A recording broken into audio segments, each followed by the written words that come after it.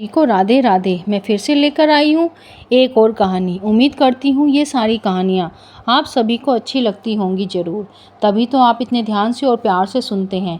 आप सभी के प्यार के लिए बहुत बहुत धन्यवाद। ये एक सच्ची घटना है। सीमा जी ने हमारे साथ अपना अनुभव शेयर किया है।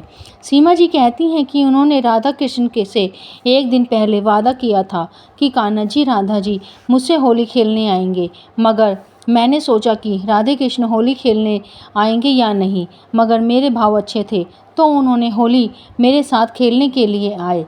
ये होली वाला दिन आ गया। कान्हा जी राधा जी श्री जी के बाग में हम सब मिले। सारे गोपियाँ राधा कृष्णा के साथ वहाँ पर हमारी मीटिंग हुई। सब श्री जी के बाग में मिले। सीमा जी बताती हैं कि श्री जी के बाग में जो सिंहासन है उस पर राधा कृष्ण जी बैठे गए और कान्हा जी ने अपनी झोली फैला दी और कहने लगे गोपियों से, जिसके पास भी फ़ोन है वो सब अपना अपना फ़ोन मेरी झोली में डाल दो। सब कहने लगे क्यों, ऐसा क्यों कान्हा जी? कहने लगे पहले सब डालो फिर मैं बताऊंगा। तब सब के साथ सीमा जी ने भी अपना फ़ोन झोली में डाल दिया। फिर सब कहने लगे कि राधा जी कान्हा जी आप अपना फ़ोन क्यों नहीं डाल रहे हैं? अरे नहीं नहीं, मैं अपना फ़ोन नहीं डाल सकता, क्योंकि मेरी मम्मी और मेरी बहन सुभद्रा मुझे फ़ोन करके बताएंगी कि भोजन तैयार हुआ है कि नहीं, इसलिए मैं फ़ोन नहीं डाल सकता। तो सीमा जी कहने लगी आप तो बड़े तेज़ हैं, अपना फ़ोन नहीं डाला और बाकी सबका ले लिया। चलो कोई बात नहीं, आपके पास है तो कोई टेंशन नहीं। फिर सब कहने लगे कि होली कहाँ खेलेंगी? सब गोपियाँ चुप थी। सीमा बोली तो कान्हा जी ने कहा जो पहले बोलेगा उसी के घर खेलेंगे। अब सीमा जी बोली तो सीमा के घर जाकर होली खेलेंगे, हुड़दंग बचाएंगे, खाना खाएंगे। सीमा के घर से ही शुरुआत करते हैं होली की। तो सीमा बोली चलो ठीक है। फिर सबने सबके घर बारी बारी जाएंगे। वे राधा जी और कान्हा जी के घर भी जाएंगे। फिर गोपियों के साथ राधा जी कृष्णा जी के साथ घर पर आई। सीमा ने राधे कृष्ण का हाथ इतना टाइट पकड़ लिया कि वो जन्म जन्म तक उनका हाथ ना छोड़े। राधा कृष्ण सीमा से कहने लगे हाथ तो छोड़ो। वो कहने लगी हाथ छोड़ा तो भाग जाओगे। सीमा जी ने के घर आ गए। सब ने खूब मस्ती की, होली खेली, हुड़दंग मचाया खूब। फिर सारे गोपियाँ सब गोपियों के घर पर भी गए, खूब मस्ती की। सब ने मिलकर खूब मस्ती की। सब राधा रानी और कृष्णा जी ने उनके घर जाने के लिए कहने लगे तो कृष्णा जी ने कहा अरे नहीं नहीं, अभी मम्मी का फ़ोन भी नहीं आया है। मतलब मम्मी कह रही थी कि जब भोजन तैयार हो जाएगा तो सुभद्रा से बोल देंगी, वो मुझे फ़ोन कर देंगी। फिर जब बोले क्यों राधा जी कान्हा जी लेकर नहीं जाना क्या हमें अपने घर? क्यों ऐसा क्यों कर रहे हो? ले चलो ना। कान्हा जी बोले नहीं, मम्मी नाराज़ हो जाएगी, अभी नहीं ले जाएंगे, अभी थोड़ा टाइम है। अब जब फ़ोन आएगा ना तो सब चलेंगे। तो सीमा कहने लगी अगर इतना वक्त है तो चलो निधि वन में सबके साथ रास करते हैं, होली खेलते हैं। पूरे वृंदावन में घूम घूम कर सब ने राधा जी कान्हा जी के साथ खूब होली खेली, खूब मस्ती की। फिर सब कहने लगे कि कान्हा जी अब तो फ़ोन करके देखो, वो देर हो गई है। तो कान्हा जी बोले अभी नहीं, मम्मी अभी भोजन बनाकर आराम कर रही होंगी। सब कहने लगे ये तो कोई बात नहीं है, इतना वक्त हो गया। सीमा बोली चलो मेरे घर चलो, वहाँ काफ़ी हुड़दंग मचाया था, साफ़ सफाई कर लेंगे।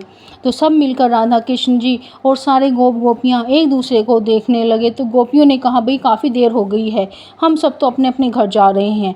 मैंने कहा ठीक है तुम सब जाओ, मैं तो राधा जी और कृष्णा जी को अपने साथ ले जाती हूँ। दोनों का हाथ पकड़कर अपने घर ले आई। मैंने कहा इतने मम्मी का फ़ोन आ जाएगा, इतने थोड़ी साफ़ सफाई कर लेते हैं। मैंने उनकी एक ना सुनी और बोली हम हाथ पकड़ कर ले आई। घर आने पर कहा कि झाड़ू पोछा करते हैं। तभी राधा जी बोली हमसे साफ़ सफाई करवाओगी?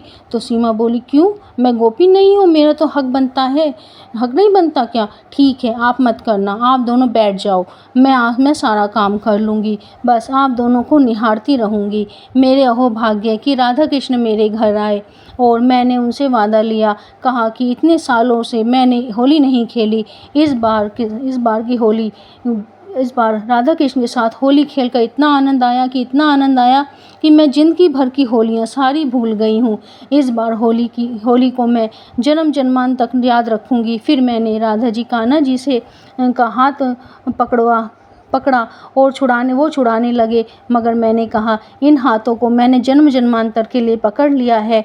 मैंने कहा कि मैं जब दिन में कितनी बार भी सांस लूँगी तो समझ लेना मैं आपको बुला रही हूँ। आपको हमेशा हमेशा मेरे साथ इस घर में रहना है। मुझे कभी छोड़कर मत जाना। मेरी हर सांस में मैं आपको महसूस करूँ, ऐसा वादा करो। मैं शायद कलयुग की पहली गोपी हूँ जिसके साथ राधा जी ने, कान्हा जी ने होली खेली। मैं अपने आप को बहुत भाग्यशाली समझती हूँ।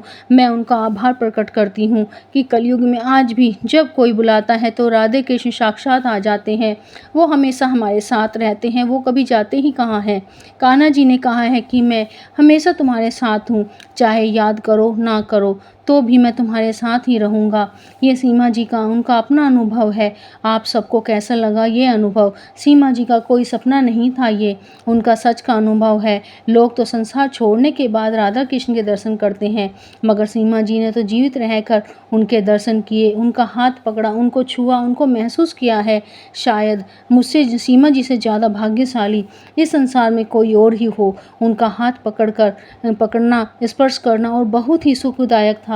अगर आपको ये कहानी अच्छी लगे तो कमेंट में राधे राधे ज़रूर लिखना, लाइक सब्सक्राइब करना अगर अच्छी लगे तो। अगर आपके पास भी कोई कहानी कान्हा जी से जुड़ी हो तो मैं आपकी कहानी भी आप हमसे शेयर कर सकते हैं। फिर मिलेंगे एक और नई कहानी के साथ। राधे राधे।